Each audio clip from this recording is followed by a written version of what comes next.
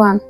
Today, I would like to share my thoughts and observations about therapy process. Some common and at some point odd and fascinating phenomena that happen during therapy, and that is about the dynamic nature of psychotherapy processes. First of all, I have to say that it is very brave of you to take an initiate and that you have been willing to embark a therapy journey. Usually, it takes time for people to ask for help. Perhaps they struggle with psychological problems for years without sharing them with anybody, hoping that they will resolve automatically or that they will find a solution for their issues by themselves. So almost nobody calls a therapist and makes an appointment when they first notice the problem. It takes time before they make a decision to do that. I consider this period as a preface of therapy, as there have been lots of reflections, wonderings, evaluations, and contemplation ongoing during this time, and therefore the mental state, motivation, and your willingness to figure out and solve your problems are constantly under process of shaping and establishment during this period of time. This is about making a choice and wanting to start and try the course of treatment. Even if this phase is not really about therapy in its classical term, which is therapy that occurs in therapy room, it is still an important phase. Since you start seeing your emotional challenges or other problems as something important and worth enough to do something for. And therefore, it's like, laying the first bricks of your building and fueling your motivation and willingness, which is considered as a primary element, as a primary requirement for therapy. And also that it is actually an indication of progress in therapy afterwards. However, for many of us, there might be an assumption or belief that there should be an instant relief or change if we start therapy. Many of us will find it difficult to handle delayed gratification and patience with respect to therapy. And at some point, we perhaps seek immediate relief. As a matter of fact, therapy is about a gradual, somewhat slow and dynamic process with many ups and downs, back and forth, resilient, dynamic process, which demands our full engagement. And such a process will in many cases take time. The big change that we seek for, or that desired breakthrough that we dream about, does not come up suddenly. The reality of therapy, especially when it comes to trauma therapy or other sorts of therapies which deal with past experiences and unconscious issues and ties, is that you live through a process which is constantly under reconstructions and change of smaller and bigger scales. And the whole thing is not only time consuming but also emotionally demanding. So the time to break through is not predictable and vary widely from one person to another. You and your therapist will contribute in co-creating breakthrough by a constructive collaboration together.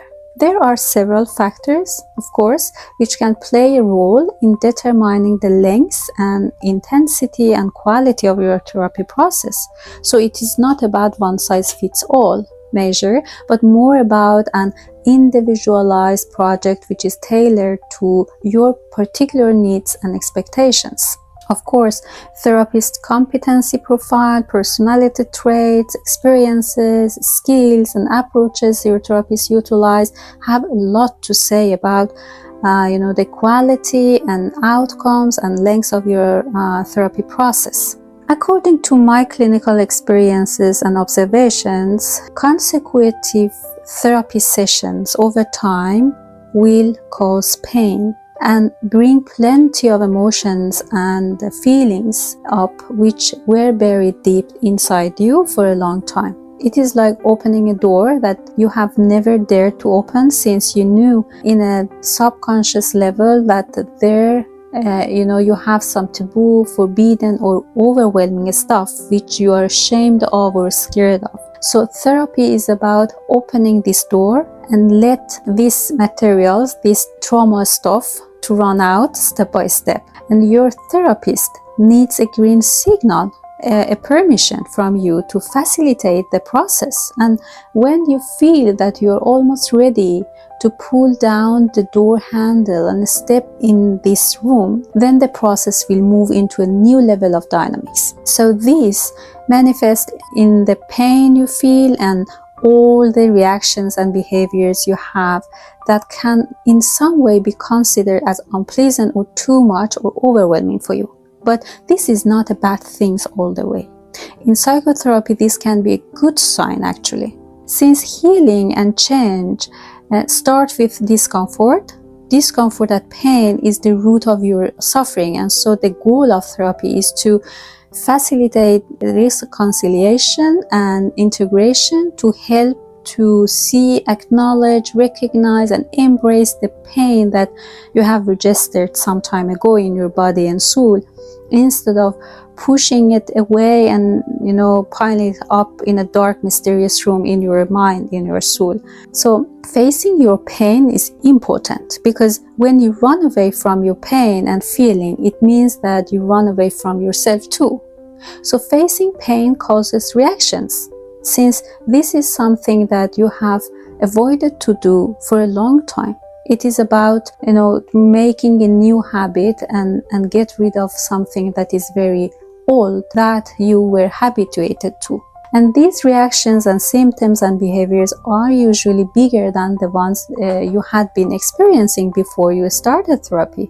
Since symptoms you had before were results of using too much avoidance strategies, but these reactions originate from going through the core of the problem and open up your wounds. So when you open up these wounds, they start bleeding and it will be very painful for you. So as mentioned, this process will be at its nature full of ups and downs. Sometimes you may feel that you have peeled and are touching the roots, and every buried stuff in there is up to the surface and you feel lightened and much more motivated. But the day after, you will feel scared, as your anxiety and panic may kick in and everything goes off balance.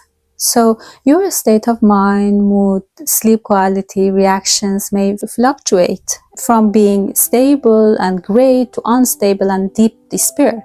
So the same defenses, destructive reactions and behaviors may kick in again while you put a lot of efforts to downsize and turning them off. It can be like an inner war with a lot of conflicts among different parts of you to which you find difficult to relate. So this phase is a turning point for many. Some may find it very challenging to stand it, and they may feel confusion and despair and regret starting therapy. Some may cancel their sessions, appointments too often and avoid following the sessions regularly.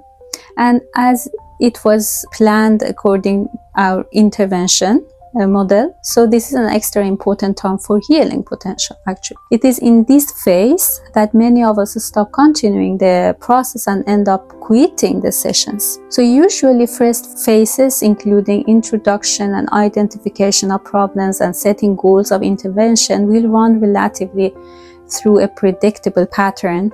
But when it comes to further phases such as exploration and closer investigation, but when it comes to further phases such as exploration of phenomena, investigation, closer investigation of reactions, there are much more risks for dropout and interruption in therapy processes. So when you are experiencing worse reactions, you are experiencing regression and emotional backfire, and this can discourage you.